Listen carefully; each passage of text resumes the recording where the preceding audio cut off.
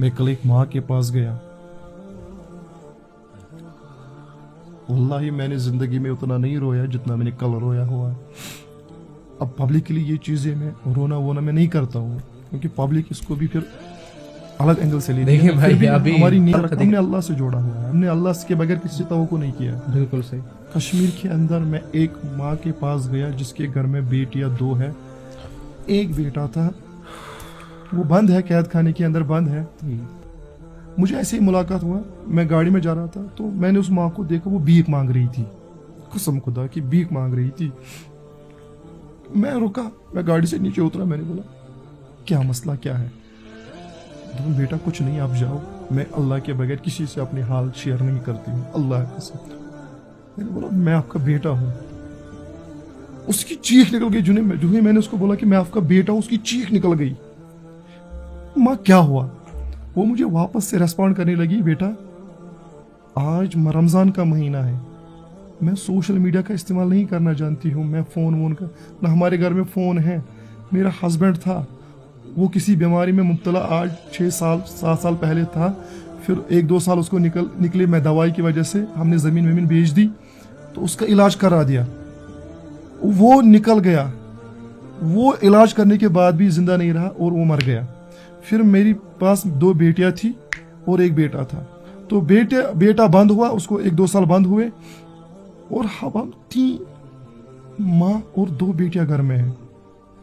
हमारे घर में खाने तक कुछ नहीं है।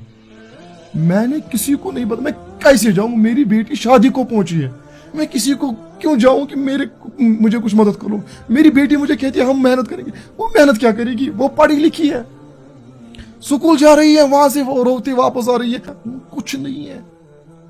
मैंने आपको बता दिया ना, मुझे कसम खुदा कि मैं जो ईद मना रहा था आज 3-4 साल पहले, अब मुझे वो ईद मनाने का कोई शौक ही नहीं है।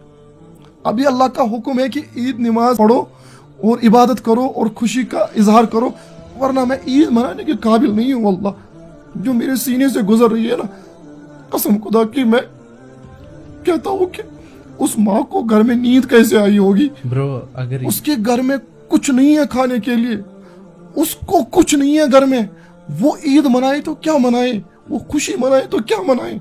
मेरा सीना और कलीजा उस वक्त फटने को आया था। मैंने बोला कि मेरी जिंदगी किस काम की? मेरे जेब में उस टाइम जितना था मैंने सारा निकाला। मैंने बोला माँ तू खुश हो जा, तू अपने चेहरे से कम से कम इस आंसू को हटा के मुस्कुराहट तो ला, मेहरबानी करके, मुझसे बर्दाश्त नहीं होगा। वो बहुत मिन्नत करने के बाद जितना मेरे जेब में था, कसम खुदा कि मैंने बटुआ खाली किया वहां पे, जितना। मैंने बोला माँ ये भी कम है, मैं कल फिर आ जाऊंगा, मैं कल फिर दूंगा आपको, लेकिन किसी को मत बताना, जब तक तेरा बेटा जिंदा है तू किसी के सामने दामन फैलाने के लायक नहीं रहेगी। ये मैंने औद किया, लेकिन मैं कहता हूँ ये तो एक इंसिडेंट था। कश्मीर ऐसे केसेस से भरा हुआ है, और यहाँ का मुसलमान बदबख्त देखो, ये सदका फितर पे बहस कर रहा है कि 70 रुपया दूं या 40 दूं या 50 दूं या 100 दूं। अबे बदबख्त और बेगैरत इंसान, अगर तुम्हारे घर में गोश्त का 1 किलो लाना है वो भी 700 का आता है, जिसको तो ये सदका फितर देगा कम से कम उसके घर में 4 किस्म के नहीं तो कम से कम 2 किस्म के खाने आने चाहिए ब्रो। वो मैं कहता हूं अगर पर हेड, अगर आज एक बंदा घर में जिसका वेल स्ट्रक्चर घर में है, अगर वो एक हेड 1000 भी देगा वो भी कम है। भाई एक बंदे को आपको ईद मनानी है, आपको ईद मनानी है, जिस घर में ईद है 10,000 से कम खर्चा नहीं होता है। अब अगर आप ये सदका फितर देते हो, आप किसी एक घर को ईद मनाने के लिए पैसे दे रहे हो, मुझे बताओ अगर घर में 350 आप दे रहे हो किसी दूसरे घर को, 350 में वो कौन सी ईद मनाएगा? ये सदका फितर आप पे हक बनता है और ये आपके रोजों का सदका होता है। अगर रोजों में कोई गलती गुनाह हुआ हो, ये उसको क्या माफ करता है उन गुनाहों को। और तब तक अल्लाह के नबी सल्लल्लाहु अलैहि वसल्लम ने फरमाया, रोजा जमीन और आसमान के दरमियान लटकता रहता है, न ये ऊपर जाता है न ये नीचे आता है, जब तक तू सदका फितर न देगा। तो आपको कोई अमल अल्लाह के यहाँ पे भेजना है, आपको अपने रोजे अल्लाह के यहाँ पे भेजने हैं, तो ये तो किसी खास चीज से भेजो ना। आप सदका फितर इतना दे दो कि अल्लाह खुशी से आपके रोजे को कबूल कर ले। तो मैं ये कहता हूं अगर आपको किसी घर में खुशी लानी है, किसी के घर में ईद मनानी है, तो कम से कम उसको इतना दे दो कि वो खुशी से ईद मना सके।